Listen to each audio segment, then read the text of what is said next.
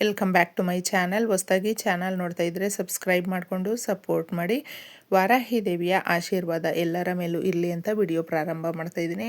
ಮಾಘ ಮಾಸದ ಬುಧವಾರ ತುಂಬ ಚೆನ್ನಾಗಿರುತ್ತೆ. ಯಾಕಂದರೆ ಪ್ರತಿಯೊಂದು ದಿನ ಕೂಡ ನಮ್ಮ ಸಮಸ್ಯೆಗಳನ್ನು ಬಗೆಹರಿಸ್ಕೊಳ್ಳೋದಕ್ಕೆ ಹಾಗೂ ಆ ದಿನ ನಾವು ಪ್ರಾರಂಭ ಮಾಡ್ತಾ ಇದ್ದೀವಿ ನೋಡಿ, ಆ ದಿನ ಯಾವ ಥರ ಇರುತ್ತೆ ಅನ್ನೋದು ನಮಗೆ ಗೊತ್ತಿರೋದಿಲ್ಲ. ಆದರೆ ಈ ರೀತಿಯ ಪರಿಹಾರಗಳನ್ನು ನಾವು ಮಾಡಿಕೊಂಡ್ರೆ ಇನ್ನೂ ಒಳ್ಳೆಯದಾಗುತ್ತೆ, ಇನ್ನೂ ಚೆನ್ನಾಗಿರ್ತೀವಿ. ಎಷ್ಟೋ ಸಮಸ್ಯೆಗಳಿಂದ ನಾವು ಪಾರಾಗ್ತೀವಿ ಹಾಗೂ ನಮ್ಮ ಮನಸ್ಸಿನ ಇಚ್ಛೆಗಳನ್ನು ಕೂಡ ಈ ಪರಿಹಾರ ನೆರವೇರಿಸ್ಕೊಡುತ್ತೆ. ಸಾಕಷ್ಟು ಜನ ಹೆಣ್ಣು ಮಕ್ಕಳು ಯಾಕೆ ಮಾಡ್ಕೊಳ್ಬೇಕು ಅನ್ನೋದು ಕೂಡ ಕೆಲವೊಬ್ಬರು ಕೇಳ್ತಾ ಇರ್ತಾರೆ. ಯಾಕೆ ಗಂಡು ಮಕ್ಕಳು ಮಾಡ್ಕೊಳ್ಬಾರ್ದ, ಹೆಣ್ಮಕ್ಳು ಮಾತ್ರ ಮಾಡ್ಕೊಳ್ಬೇಕಾ ಅನ್ನುವಂಥ ಪ್ರಶ್ನೆ ಕೂಡ ತುಂಬ ಜನಕ್ಕೆ ಮೂಡುತ್ತೆ. ಆ ಥರ ಏನೂ ಇಲ್ಲ, ಯಾರು ಬೇಕಾದರೂ ಮಾಡ್ಕೊಳ್ಬಹುದು. ಆದರೆ ಮುಖ್ಯವಾಗಿ ಹೆಣ್ಮಕ್ಳೇ ಅಂತ ಯಾಕೆ ಹೇಳ್ತೀವಿ ಅಂದರೆ, ಪ್ರತಿಯೊಂದು ಸಮಸ್ಯೆ ಕೂಡ ಹಾಗೂ ಪ್ರತಿಯೊಂದು ಜವಾಬ್ದಾರಿನೂ ಮನೆಯಲ್ಲಿ ಹೆಣ್ಮಕ್ಳು ವಹಿಸ್ಕೊಂಡಿರ್ತಾರೆ. ಏನೇ ಕಷ್ಟ ಬಂದರೂ ಏನೇ ನಷ್ಟ ಆದರೂ ಕೂಡ ಅದನ್ನು ಯಾವ ರೀತಿಯಪ್ಪ ಸರಿಪಡಿಸ್ಕೊಳ್ಬೇಕು, ಎಲ್ಲರೂ ನೆಮ್ಮದಿಯಾಗಿರಬೇಕು, ಎಲ್ಲರೂ ಚೆನ್ನಾಗಿರಬೇಕು, ಎಲ್ಲರನ್ನೂ ನಾವು ಪ್ರೀತಿಯಿಂದ ಭಾವಿಸ್ಬೇಕು ಅನ್ನೋದು ಹೆಣ್ಮಕ್ಳಿಗೆ ತುಂಬಾ ಇರುತ್ತಲ್ವ. ಅದಕ್ಕೋಸ್ಕರ ಹೆಣ್ಮಕ್ಳು ತಮ್ಮ ಅಡುಗೆ ಮನೆಯಲ್ಲಿ ಮಾಡುವಂಥ ಪರಿಹಾರ, ಪ್ರತಿಯೊಂದು ವಸ್ತುವು ಕೂಡ ಯಾವ ಜಾಗದಲ್ಲಿ ಏನಿರುತ್ತೆ ಅನ್ನೋದು ಹೆಣ್ಮಕ್ಳಿಗೆ ತುಂಬಾ ಚೆನ್ನಾಗಿ ಗೊತ್ತಿರುತ್ತೆ. ಹಾಗೂ ಮನೆಯನ್ನು ನಿಭಾಯಿಸುವಂಥ ಕೆಲಸ ಹೆಣ್ಮಕ್ಳು ವಹಿಸ್ಕೊಂಡಿರೋದ್ರಿಂದ ಈ ಪರಿಹಾರವನ್ನು ಕೂಡ ನೀವು ಮಾಡಿಕೊಂಡ್ರೆ ಇನ್ನೂ ಚೆನ್ನಾಗಿರುತ್ತೆ. ಮನೆಯ ಯಜಮಾನರಿಗೆ ತುಂಬ ಒಳ್ಳೆಯದಾಗುತ್ತೆ, ಆದಾಯ ಜಾಸ್ತಿ ಆಗುತ್ತೆ. ಯಾಕಂದರೆ ಒಬ್ಬರು ದುಡಿತಾ ಇದ್ದಾರೆ, 4 ಜನ ಕುತ್ಕೊಂಡು ತಿಂತಾ ಇದ್ದಾರೆ ಅಂತ ಹೇಳಿದ್ರೆ ಕಷ್ಟ ಇನ್ನೂ ಜಾಸ್ತಿನೇ ಆಗ್ತಾ ಇರುತ್ತೆ. ಅಂದರೆ ಈಗಿನ ಈ ಬೆಲೆ ತುಂಬಾ ಇರೋದರಿಂದ, ಗಗನಕ್ಕೇರಿರೋದ್ರಿಂದ ಒಬ್ಬರು ಏನೂ ಕೂಡ ಮಾಡೋದಕ್ಕಾಗೋದಿಲ್ಲ. ಎಲ್ಲರೂ ದುಡಿಬೇಕು ಅಂತ ನಾವು ಅಂದ್ಕೊಳ್ತಾ ಇರ್ತೀವಿ. ಕೆಲವೊಂದು ಕಾರಣಾಂತರಗಳಿಂದ ಕೆಲಸಗಳು ಸಿಕ್ಕಿರೋದಿಲ್ಲ, ಮತ್ತೊಂದು ಸಮಸ್ಯೆಗಳು ಈ ರೀತಿ ಇರುತ್ತೆ. ಆದರೆ ಮನೆಯ ಯಜಮಾನರಿಗೆ, ದುಡಿಯುವಂಥ ಯಾರೇ ಇರಬಹುದು, ಅವ್ರಿಗೆ ಆದಾಯ ಮಾರ್ಗಗಳು ಜಾಸ್ತಿ ಆಗಬೇಕು. ಒಂದು ಕೆಲಸಕ್ಕೆ ನಾವು ಕಾದ್ಕೊಂಡಿದ್ದರೆ ಈ ಒಂದು ಸಮಸ್ಯೆಗಳನ್ನ ತೀರಿಸ್ಕೊಳ್ಳೋದಕ್ಕೆ ಅಸಾಧ್ಯ ಆಗುತ್ತೆ. ಆದರೆ ಆದಾಯ ನಮಗೆ ಜಾಸ್ತಿ ಆಗಬೇಕು, ಇರುವಂಥ ಸಮಸ್ಯೆಗಳನ್ನು ಬಗೆಹರಿಸ್ಕೊಳ್ಬೇಕು, ಧನದ ದ್ವಾರಗಳು ತೆರೆದುಕೊಳ್ಬೇಕು, ನಮ್ಮ ಮನೆಯಲ್ಲಿ ಆನಂದವಾಗಿ ಇರಬೇಕು ಅನ್ನುವಂಥವರು ಬುಧವಾರ ತಪ್ಪದೆ ಈ ಪರಿಹಾರವನ್ನು ಮಾಡಿಕೊಳ್ಳಿ ಸ್ನೇಹಿತರೆ. ಇದನ್ನು ರಾತ್ರಿ ಮಾಡಿಕೊಂಡ್ರೆ ತುಂಬಾ ಚೆನ್ನಾಗಿರುತ್ತೆ. ಒಂದು ಕೆಂಪು ಬಟ್ಟೆಯನ್ನು ತಗೊಳ್ಳಿ.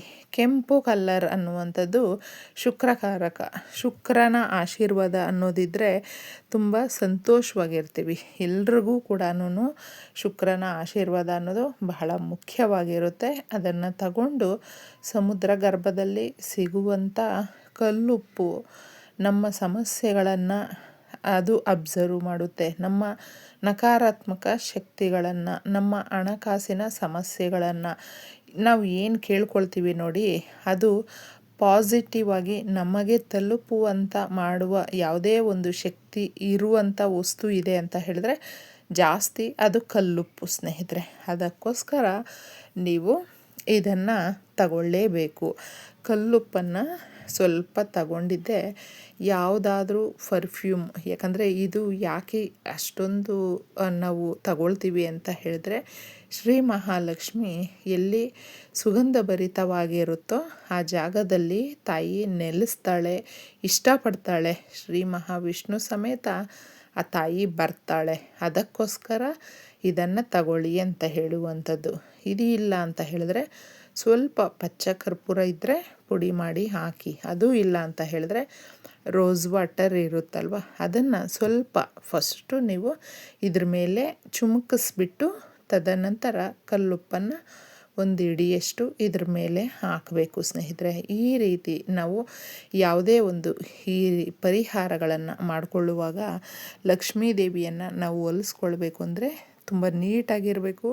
ನಂಬಿಕೆ, ಶ್ರದ್ಧೆ ಅನ್ನೋದು ಇಟ್ಕೊಂಡು ನಾವು ಮಾಡಿಕೊಂಡ್ರೆ ತಪ್ಪದೆ ತಾಯಿ ಆಶೀರ್ವಾದ ಅನ್ನೋದು ಸಿಗುತ್ತೆ. ನಾವು ಈ ಮನೆಯಲ್ಲಿ ಪೂರ್ತಿಯಾಗಿ ಅಡುಗೆ ಮನೆಯ ಕೆಲಸ ಎಲ್ಲ ಮುಗಿಸ್ಕೊಂಡು ಈ ಪರಿಹಾರವನ್ನು ಮಾಡಿಕೊಳ್ಬೇಕು.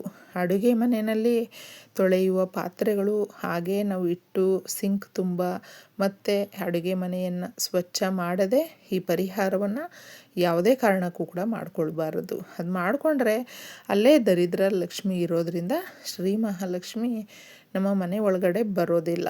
ಇದನ್ನು ನೆನಪಲ್ಲಿಟ್ಕೊಂಡು ನಾವು ನೀಟಾಗಿ ಮಾಡಿಕೊಳ್ಬೇಕು. ಒಂದು ದುಡ್ಡು ಕಾಸನ್ನು ಬೇಗ ಅಟ್ರ್ಯಾಕ್ಟ್ ಮಾಡುವಂಥದ್ದು ಏನಾದರೂ ಇದೆ ಅಂತ ಹೇಳಿದ್ರೆ ಧನಿಯಾ ಸ್ನೇಹಿತರೆ. ಧನಿಯಾ ಅನ್ನುವಂಥದ್ದು ದುಡ್ಡನ್ನು ಜಾಸ್ತಿ ಮಾಡುತ್ತೆ. ನಮ್ಮ ಮನೆಯಲ್ಲಿ ದುಡ್ಡು ಸದಾಕಾಲ ಇರುವಂತೆ ಇದು ನೋಡುತ್ತೆ.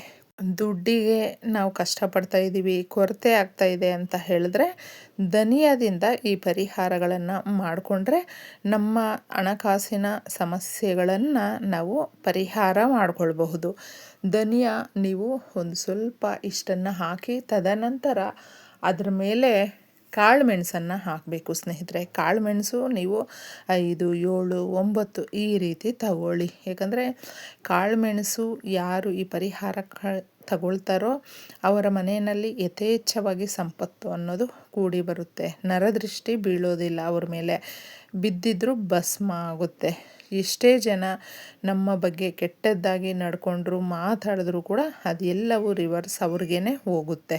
ಕಾಳು ಮೆಣಸಿನ ಪ್ರಭಾವ ಅಷ್ಟಿರೋದ್ರಿಂದ ನೀವು ಅದನ್ನು ತಗೊಳ್ಳಿ. ಇನ್ನು ಮುಖ್ಯವಾಗಿ ನಾವು ಅರಿಶಿಣ ಕುಂಕುಮವನ್ನು ಕೊನೆಯದಾಗಿ ತಗೊಳ್ಬೇಕು. ಈ ಥರ ತಗೊಂಡು ಇದನ್ನು ಪೂರ್ತಿಯಾಗಿ ಗಂಟನ್ನು ಕಟ್ಟಬೇಕು. ಜಾಸ್ತಿ ತಗೊಳ್ಬೇಕು ಅಂತಿಲ್ಲ, ಸ್ವಲ್ಪ ಸ್ವಲ್ಪ ತಗೊಂಡ್ರೆ ಸಾಕು. ಇವುಗಳನ್ನೆಲ್ಲ ಗಂಟು ಕಟ್ಟಿ ನಾವು ಕೈಯಲ್ಲಿಟ್ಕೊಂಡು ಕೇಳ್ಕೊಳ್ಬೇಕು. ನಮ್ಮ ಮನೆಯಲ್ಲಿ ಹಣಕಾಸಿನ ಸಮಸ್ಯೆ ಇದೆ, ಮಕ್ಕಳ ವಿದ್ಯಾಭ್ಯಾಸಕ್ಕೆ ದುಡ್ಡಿನ ಕೊರತೆ ಇದೆ, ಮನೆ ಕಟ್ಟೋದಿದೆ ಅರ್ಧಕ್ಕೆ ನಿಂತಿದೆ, ಅಥವಾ ಒಡವೆ ಮಾಡಿಸ್ಕೊಳ್ಬೇಕು, ಮಕ್ಕಳಿಗೆ ಮದುವೆ ಮಾಡಬೇಕು, ನಮ್ಮ ಮನೆಯಲ್ಲಿ ನಮ್ಮ ಕುಟುಂಬ ಚೆನ್ನಾಗಿರಬೇಕು, ನಾವೆಲ್ಲರೂ ಕೂಡ ಸಂತೋಷವಾಗಿ ಇರಬೇಕು, ನಮ್ಮ ಸಂಸಾರ ಆನಂದವಾಗಿ ಇರಬೇಕು ಅಂತ ನೀವು ಕೇಳಿಕೊಂಡು ನಿಮ್ಮ ಸಮಸ್ಯೆಗಳನ್ನು ಒಂದೊಂದೇ ಹೇಳ್ಕೊಂಡು ಇದನ್ನು ನಿಮ್ಮ ಗ್ಯಾಸ್ ಸ್ಟವ್ ಹತ್ರ ಇಡಬೇಕು ಸ್ನೇಹಿತರೆ. ಈ ರೀತಿ ಇಟ್ಟು ಕೇಳಿಕೊಂಡು ತದನಂತರ ಅದನ್ನು ಹಾಗೆ ಬಿಟ್ಟು ವಾಪಸ್ ಬಂದು ನೀವು ಮಲ್ಕೊಳ್ಬೇಕು. ಮಾರನೆಯ ದಿನ ಅದನ್ನು ಮತ್ತೆ ನೀವು ಬೆಳಗ್ಗೆ ಎದ್ದಾಗ ತಗೊಳ್ಬೇಕು. ಅಲ್ಲಿವರೆಗೂ ಅದನ್ನು ಮುಟ್ಟೋದಕ್ಕಾಗಲಿ ನೋಡೋದಕ್ಕೆ ಹೋಗಬಾರ್ದು ನಾವು. ಈ ರಾತ್ರಿ ಎಲ್ಲ ಏನಾಗುತ್ತೆ ಅಂದರೆ ನಕಾರಾತ್ಮಕ ಆ ಪ್ರಭಾವ ಅನ್ನೋದಿದ್ದಾಗ ಈ ಮಾಡಿರುವಂಥ ಪರಿಹಾರ ಇರುತ್ತಲ್ವ ಅದು ಎಲ್ಲ ರೀತಿಯಲ್ಲೂ ಕೂಡ ಅದರ ಶಕ್ತಿಯನ್ನು ಈ ನಕಾರಾತ್ಮಕ ಶಕ್ತಿಯ ಮೇಲೆ ತೋರಿಸಿ ಅಬ್ಸರ್ವ್ ಮಾಡಿ ಇಟ್ಕೊಳ್ಳುತ್ತೆ. ತದನಂತರ ಆ ನಕಾರಾತ್ಮಕ ಶಕ್ತಿಯನ್ನೆಲ್ಲ ಇದು ಎಳೆದಿಟ್ಕೊಂಡಾಗ ನಾವು ಸೀದಾ ಇದನ್ನು ಮಾರನೇ ದಿನ ತಗೊಂಡೋಗಿ ಹರಿಯುವ ನೀರು ಗಿಡ ಮರಗಳ ಹತ್ರ ತುಳಿದೇ ಇರುವ ಕಡೆ ಹಾಕ್ಬಿಟ್ಟು ಬಂದರೆ ತಿರುಗಿ ನೋಡಬಾರ್ದು, ವಾಪಸ್ ಬಂದುಬಿಡಬೇಕು. ಇಷ್ಟು ಮಾಡ್ಕೊಂಡು ನೋಡಿ